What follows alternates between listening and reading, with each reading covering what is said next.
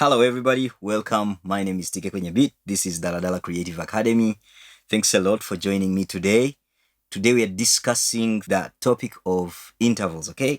A lot of people were asking me, how do I know the distance between one note and another? Well, what we're talking about in that case is an interval. By the way, if you haven't subscribed, please do, because 53% of you watch the channel, but you have not yet subscribed. How do we make sure you're on the same page as we are? So if you don't know how to label the keys on this piano, please check this video here. It helps to explain to you how we do that, because the continuation from that video is this one. So let's get into it. Intervals are distances between different pitches or notes. For example, this is an interval. That's an interval. This is an interval. As long as you're talking about two different notes, the distance between them is what we call an interval. So intervals are calculated or measured in units called semitones, okay? So let's get started. Of course, we are going to start with an interval of 0 semitones, okay? That interval of 0 semitones is what we call a perfect unison. From this C to this C, we are going nowhere. Next, we go to an interval of 1 semitone. That's what we call a minor second. And in this case, we are moving from C to C sharp. We are skipping no other pitch in there.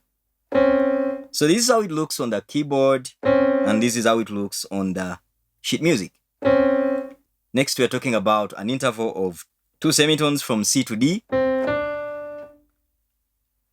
That's what we call a major second. This is how it looks on the piano sheet music, and this is how it looks on the real piano. So that's what we call a major second. So minor second, major second.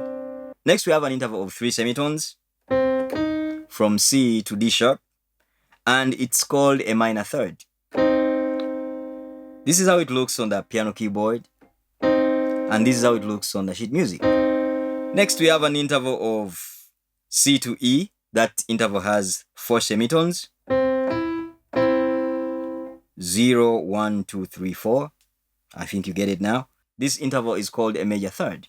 And this is how it looks on the piano. And this is how it looks on the sheet music. Next, we have an interval of 5 semitones from C to F.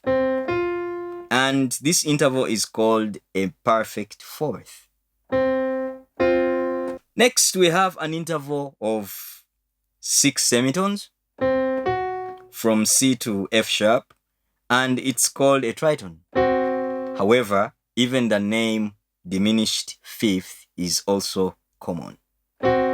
So this is how it looks on the piano keyboard, and this is how it looks on the sheet music. Next, we have an interval of 7 semitones from C to G, and this is called a perfect fifth. This is how it looks on the piano keyboard, and this is how it looks on the sheet music.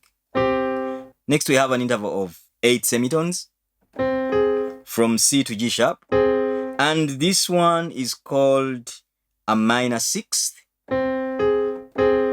and sometimes people call it an augmented fifth. This is how it looks on the piano keyboard, and this is how it looks on the sheet music. Next, we have an interval of 9 semitones. This is called a major sixth. It's from C to A in this case. And this is how it looks on the piano keyboard. And this is how it looks on the sheet music. Next, we have an interval of 10 semitones from C to A sharp or B flat. And this is called a minor seventh. So this is how it looks on the piano keyboard. This is how it looks in sheet music. Next, we have an interval of 11 semitones from C to B. It's called a major 7. This is how it looks on the piano keyboard, and this is how it looks on the sheet music. Lastly, we have an interval of 12 semitones. This is how it looks on the piano, and this is how it looks on the sheet music. And this one is called an octave. So an octave is 12 semitones. So that means the pitch has doubled in that case.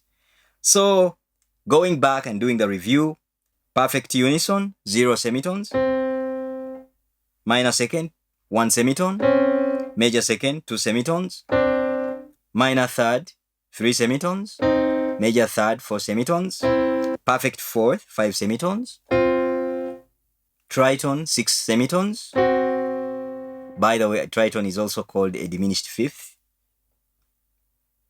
Perfect fifth, 7 semitones, minor sixth, 8 semitones. That minor sixth is also called an augmented fifth for that reason. And then we have a major sixth, 9 semitones.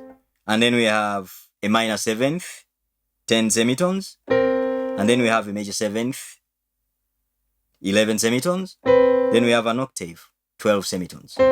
So there are other intervals beyond that, but we're not going to discuss them. For that reason, we'll look at them quite another day.